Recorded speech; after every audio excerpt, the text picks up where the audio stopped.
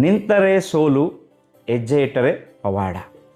ನಿನ್ನ ಬಲಹೀನ ಹೆಜ್ಜೆಯನ್ನು ದೇವರು ಮಹಾಸೈನ್ಯವನ್ನಾಗಿ ಮಾರ್ಪಡಿಸುವಂಥ ದೇವರಾಗಿದ್ದಾನೆ. ನೋಡ್ರಿ, ಭಯವನ್ನು ಇವತ್ತು ಮೆಟ್ಟಿ ನಿಲ್ಲುವಂಥ ಸಮಯ ಇದಾಗಿದೆ ಪ್ರಿಯರೇ.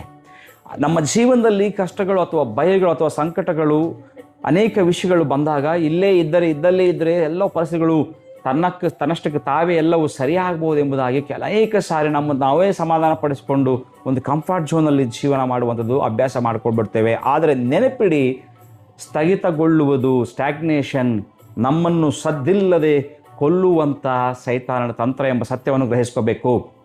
2ನೇ ಅರಸುಗಳ ಪುಸ್ತಕ 7ನೇ ಅಧ್ಯಾಯ 3ನೇ ವಚನದಲ್ಲಿ ನೋಡುವಾಗ, ಆ ಸಮರಿಯ ನಗರದ ಬಾಗಿಲಲ್ಲಿ 4 ಕುಷ್ಠರೋಗಿಗಳು ಕುಳಿತಿದ್ರು. ನಗರದೊಳಗೆ ಭೀಕರ ಕ್ಷಾಮ, ಹೊರಗಡೆ ಶತ್ರುಗಳ ಭಯ, ಇದ್ದಲ್ಲೇ ಕುಳಿತರೆ ಸಾವು ಖಂಡಿತ.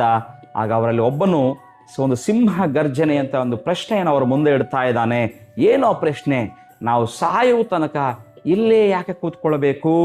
ಈ ಒಂದೇ ಒಂದು ಪ್ರಶ್ನೆ ಅವರನ್ನು ನಡೆದಾಡುವ ಯೋಧರನ್ನಾಗಿ ಮಾರ್ಪಡಿಸಿತು. ಪ್ರಿಯರೇ, ನಾವು ಗಮನಿಸುವಾಗ ಮೊದಲನೇ ವಿಷಯ, ನೀನು ಹೆಜ್ಜೆ ಇಟ್ಟರೆ ದೇವರು ಜಯ ನೀಡುವಂಥವನಾಗಿದ್ದಾನೆ. ಆ 4 ಕುಷ್ಠರೋಗಿಗಳು ಸತ್ತರೆ ಸಾಯೋಣ, ಮುನ್ನಡೆಯೋಣ ಒಂದು ಶತ್ರುಗಳ ಪಾಳ್ಯದ ಕಡೆಗೆ ನಂಬಿಕೆಯಿಂದ ಹೆಜ್ಜೆ ಇಟ್ಟರು. ಪ್ರಿಯರೇ, ಅವರು ನಡೆಯಲು ಪ್ರಾರಂಭಿಸಿದ ತಕ್ಷಣ ಅಲ್ಲೊಂದು ಪವಾಡವೇ ನಡೆದೋಯ್ತು. ಆ ಬಲಹೀನ ರೋಗಿಗಳು ಕಾಲು ಎಳೆಯುತ್ತಾ ಇಟ್ಟ ಹೆಜ್ಜೆಯ ಸದ್ದನ್ನು ದೇವರು ಆಕಾಶದಿಂದ ರಥಗಳ ಕುದುರೆಗಳ ಮಹಾ ಸೈನ್ಯದ ಗರ್ಜನೆಯನ್ನಾಗಿ ಮಾರ್ಪಡಿಸಿದನು. ಆ ಗರ್ಜನೆ ಸೌಂಡ್ ಯಾವಾಗ ಕೇಳಿದ್ರು, ಶತ್ರುಗಳು ಹೆದರಿ ತಮ್ಮ ಸಂಪತ್ತನ್ನೆಲ್ಲ ತಂದುಕೊಂಡ್ರ ತಿಂಡಿ ಎಲ್ಲವನ್ನು ಬಿಟ್ಟು ಓಡಿ ಹೋದ್ರೆ ಎಂಬುದಾಗಿ ನೋಡ್ತಾ ಇದ್ದೇವೆ.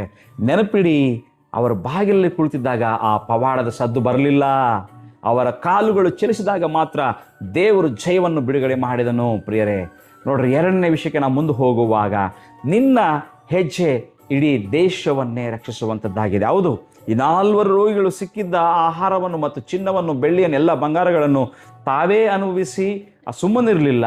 ಆ ಶುಭ ವರ್ತಮಾನವನ್ನು ಇಡೀ ನಗರಕ್ಕೆ, ಇಡೀ ಪಟ್ಟಣಕ್ಕೆ ಸಾರಿದರು.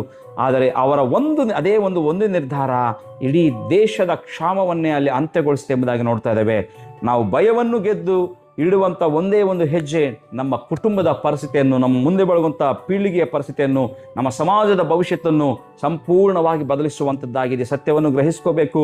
ಇಂದು ಪರಿಶುದ್ಧಾತ್ಮನು ನಮ್ಮನ್ನು ಕೇಳ್ತಾ ಇದ್ದಾನೆ, ಭಯ ಮತ್ತು ನಿರಾಶೆಯಿಂದ ಸಾಯುವವರೆಗೆ ಯಾಕೆ ನಾನು ಕೇಳ್ತಿರುವಂಥ ಪ್ರಶ್ನೆ ಎಂಬುದಾಗಿ ನೋಡುವಾಗ, ಅಲ್ಲೇ ಕುಳಿತು ಯಾಕೆ ಸಾಯ್ತೀಯಾ, ಅಲ್ಲೇ ಯಾಕೆ ಕುಳಿತುಕೊಳ್ಳುತ್ತೀಯಾ ನೀನು ಎಂಬುದಾಗಿ ಪ್ರಶ್ನೆ ಇಡ್ತಿದ್ದಾನೆ.